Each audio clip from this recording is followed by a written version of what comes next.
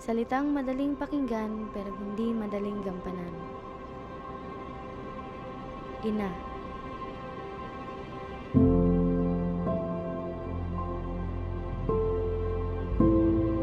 Teka, paano, kailan? Saan ko ba ito sisimulan?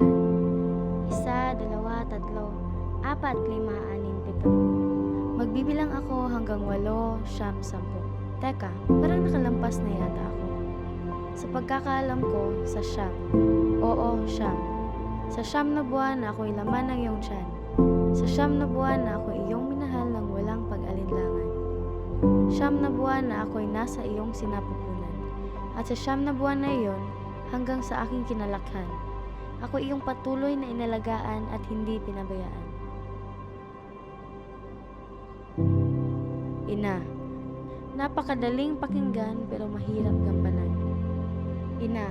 3 letra na sa akin ay mahalaga. Sa edad kong ito, minsan iniisip ko, paano pa kaya ako kapag nawala ka? Kaya sa bawat minuto at segundo ng pagtakbo ng orasan, ay araw-araw na ikay aking papaalahanan na sa puntong ito, hindi ko man masabi sa iyong harapan na nasa salitang mahal kita ang aking pinanghahawakan. Sana'y maniwala ka kahit ngayon lang. Mama, ma, mami, ina, nanay.